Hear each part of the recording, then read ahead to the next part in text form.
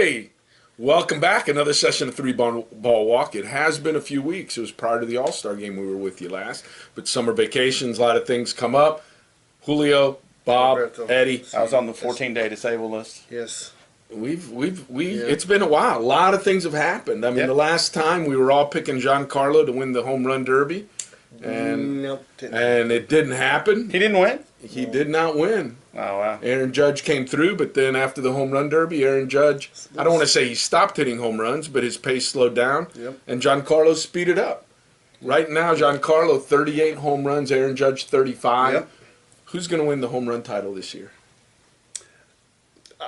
I think Stanton can do it. I mean, I think he's on a road. But now, bearing, as Eddie will let us all know, he doesn't get hurt. Of course. You know, but he's having a year, man. It's exciting to watch. Until he proves otherwise that he can last a whole year, I don't think he's gonna finish the year on the active list. Especially when Miami is now seemingly out of any kind of contention, so it's kind of like, what are you playing for, kind of thing.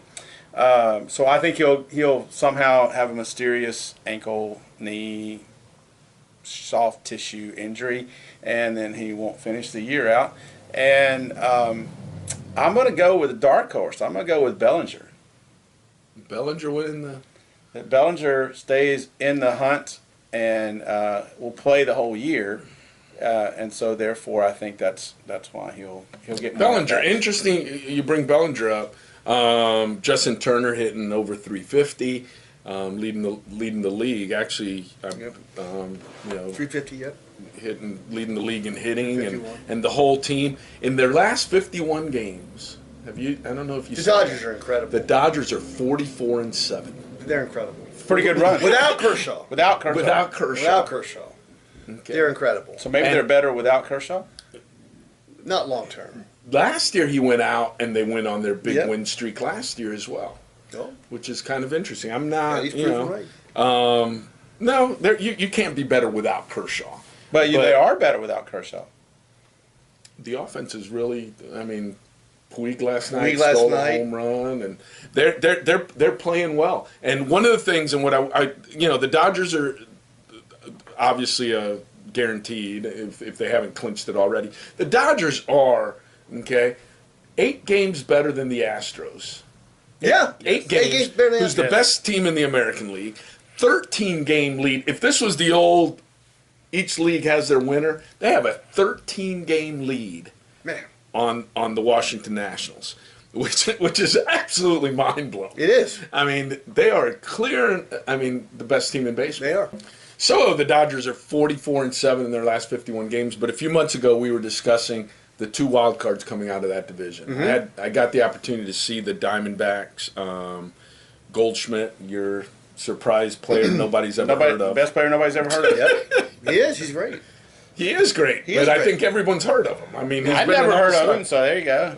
Well, it shows you the West and everything. But Goldschmidt hit a home run that game along with a couple others. Greinke gave up a double, 2 singles to the first 3 batters of the game, and then didn't allow another base runner until the 7th. They're the real thing. And, ironically, they're just 2 games worse than the Nationals.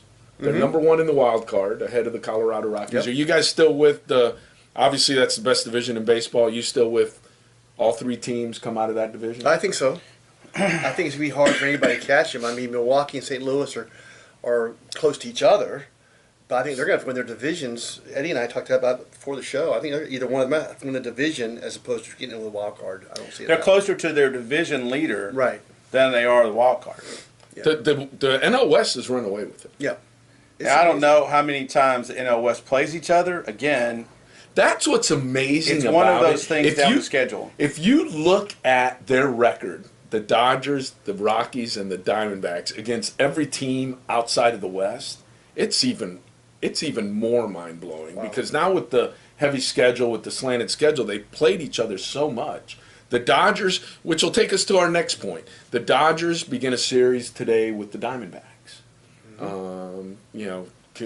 I mean, they're 15 games out with a month and a half to play, so it's not, just strengthening the thing. But the interesting thing, assigned for that game, Wait a minute. The Diamondbacks are how? Did you say they're starting a series with the Diamondbacks? the Diamondbacks and Dodgers, And the Diamondbacks are 15 games out? something like that. What are they? 64, 79, 15. They're 15 games behind the Dodgers. Yeah. They're 15 games behind the Dodgers.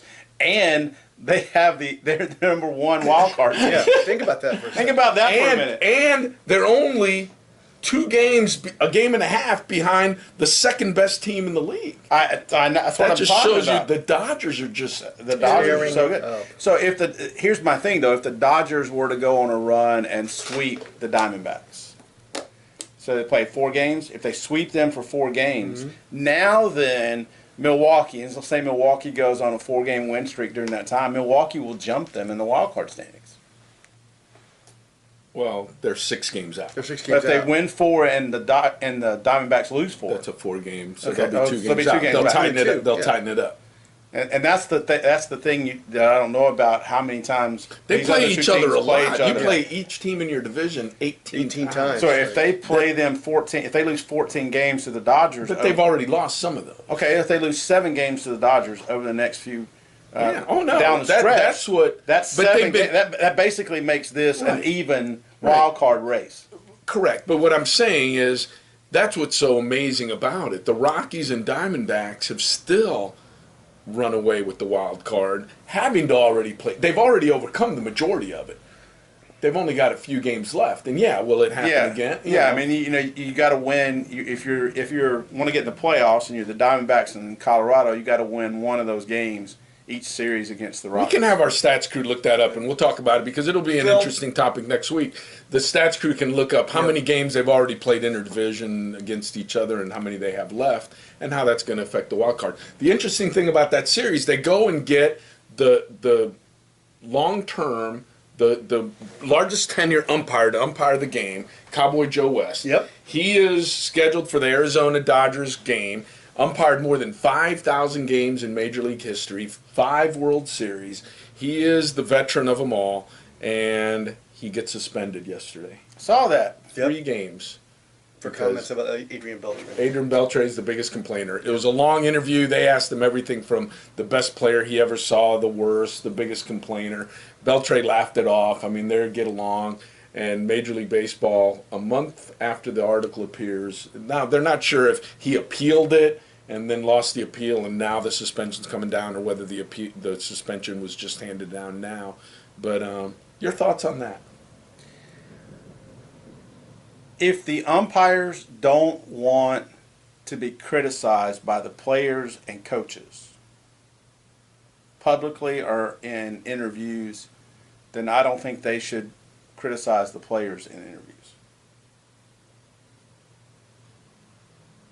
If you can't have it The both ways. ruling by baseball was that they don't want to give the appearance of any impartiality, and by complaining about Oh, one of the players- every umpire has players they like and players they don't like. No umpire is completely unbiased. There's just no way. You can't tell me that a guy who has problems with this particular manager, and they will talk about that during the broadcast. Well, this guy's had trouble with this umpire in the past, and he's been thrown out by this guy. Don't tell me that umpire doesn't come into that game knowing I got so and so's team tonight. Now, are they professionals and do a good job? Yes, but don't tell me they're not biased. Everybody's biased, so I don't buy that.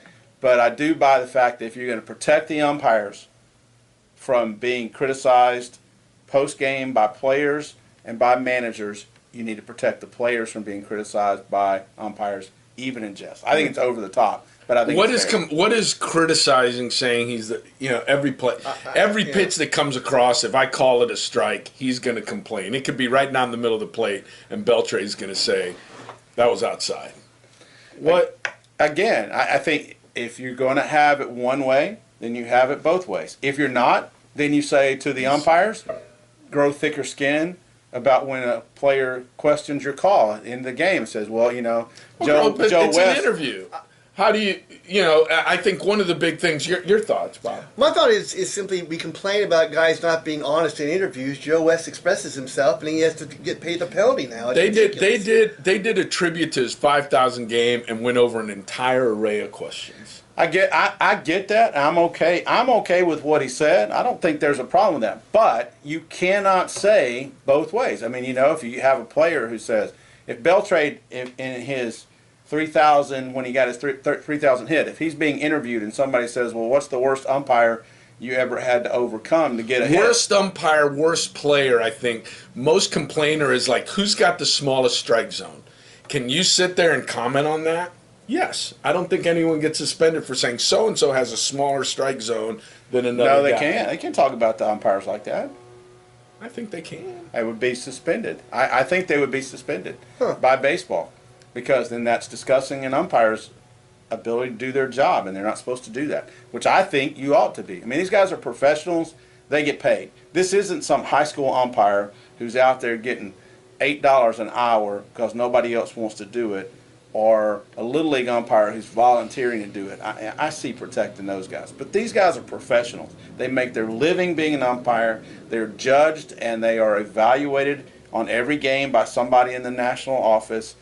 And if you don't do your job well one particular night, I think you ought to be called out. You had a bad night. You had a bad night. Talking about those umpires, professional umpire up in the Minnesota adult leagues. You see that? No. 1-1 game, 10th inning. He's been catching a lot of slack. And finally in the 10th inning, he says, I've had enough. One umpire, no other umpires. In the 10th inning, he says, I'm done. And walks off the field. See, guys. Caught a lot of slack. That was about a month ago. It was a pretty funny article. Look it up. I will. Look it up because it's hilarious. Okay, we've reached that time. In for a break. Talk about umpires, talk about baseball, talk about the National League West. We'll cover some other topics on the other side. See you in a minute. Bye.